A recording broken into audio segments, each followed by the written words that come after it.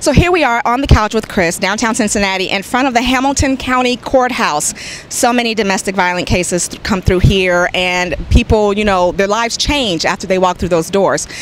Today on the couch is Janaya Trotter, attorney at law. Look at she. Go ahead, girl. You're an attorney. You are silly. Hello. Yes, Janaya Trotter, attorney at law, and also candidate for Hamilton County prosecutor. Now that is very interesting. We are sitting here with an African-American female who is running against Joe Deters for Hamilton County prosecutor. How did that happen?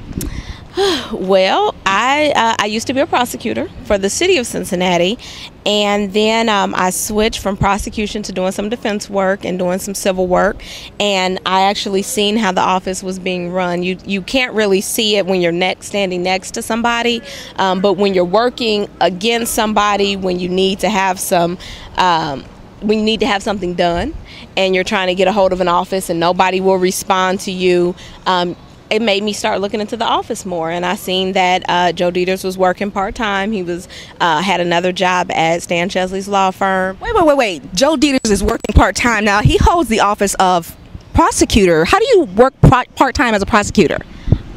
I don't know. I would not work part-time. I mean, I don't think that you can effectively do this particular job working part-time. There's, no other part-time prosecutors with this size of a county.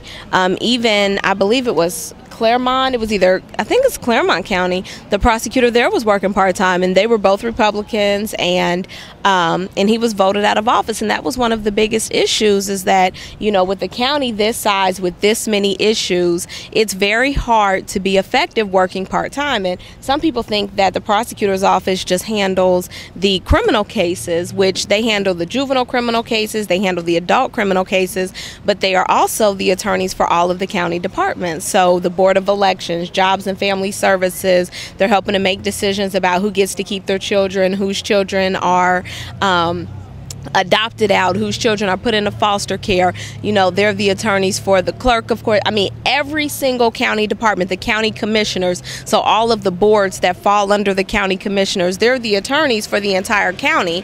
There's about 180 employees in that office. And he's part-time. To have a part-time prosecutor, it is, and a lot of people don't know about it. He went part-time, and he said that he was going part-time because he wanted to save the county some money with the budget crisis, but I think that there are other ways to save money in the county than to cut your hours. I'd have to agree with that. So best of luck to you on your campaign. Thank you. Now, I know that you've dealt with some domestic violence cases as you were, prosecuting for the city and everything, and you have a really interesting position on that, because there are a lot of things that people don't think about, is the fact that there are a lot of false accusations. Women or men will say, he hit me or she hit me, and get this person in court, and the next thing you know, they have DV on their record, and they can't get a job, they can't get an apartment, they can't get a loan, they can't go to school, and all of this, and it's all because you got mad at him because he didn't take you out to dinner Saturday. Right. I mean, tell me how that works. Well, even in going into running for Hamilton County prosecutor, I think cases should be looked at on an individual basis. And in doing that, what I did when I was a prosecutor was I looked at the case. If the case was clearly, some women would come in and they would say, oh, it didn't happen.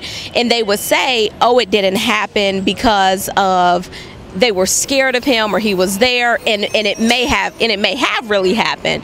And so in that respect, I would treat that case differently than a case where there was no domestic violence. Clearly the man had no record. It wasn't like, he had DVs and they were dismissed a lot of times, but these were cases where no record at all. He comes in and says, I didn't hit her. She comes in and gives a specific instance and says, I was mad because I found out that he cheated on me, and I just wanted him to go to jail. Not I just wanted to break up with him because I'd want to be done with him, but the best thing for me to do, I felt, make up these charges, call the police. Even the police officer there would say, well, there was nothing visible.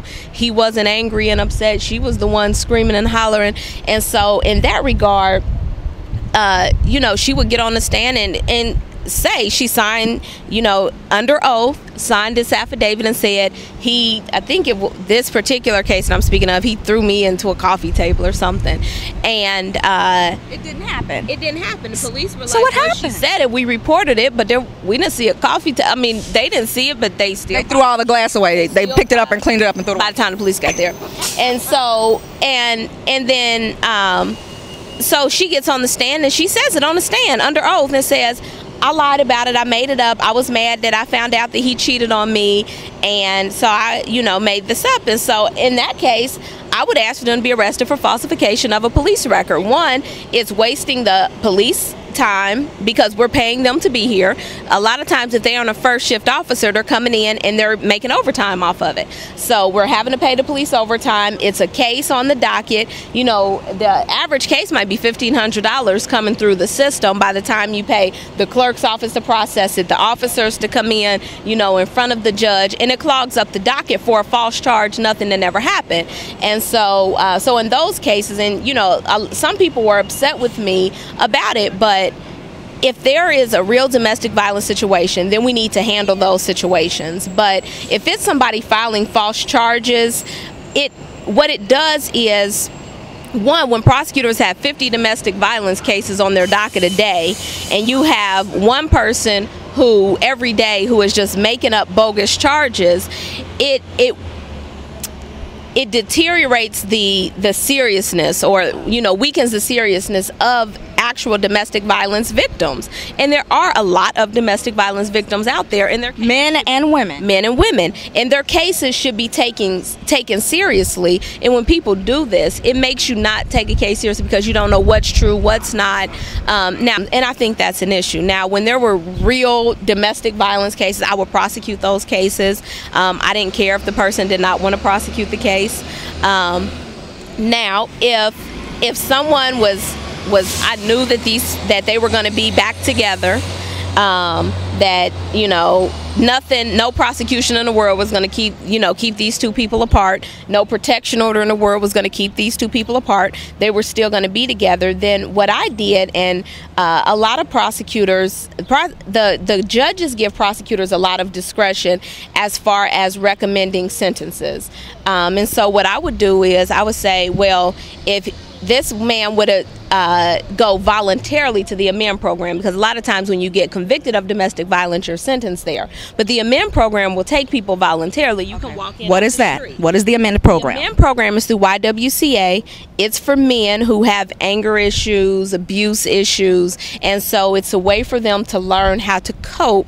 So it's a program that you go through. It's like a batterers type program, and so it's through the YWCA. The amends program. And so I would say, well, if you go to the amends program, if the woman goes to Women Helping Women, does some type of counseling, something to get her to a place where she can be strong and maybe walk away from the situation. But because they're going to be together, if we can give both of them the tools to either effectively argue or self-esteem, or for him deal with some issues that may be the reason why he's lashing out, whatever it is, if we give them the tools to hopefully keep that situation from reoccurring, then to me that was better than prosecuting a case, them getting, you know, 5 days in jail, and then them coming out being back together and they have no tools at all on how to prevent this from happening again. So, you know, when you're elected into office as Hamilton County Prosecutor, are you going to enforce that? I mean, I think that's really important, because when you do file domestic violence charges, or if you're in that type of relationship, you need some type of help. Something is going on somewhere. But if we're not enforcing that, then the cycle is just going to continue, and people are going to stay in these relationships or move on to a next relationship, which turns into a DV, you know, situation as well. So when you get into office, is there a possibility that you're going to enforce that everybody go to treatment?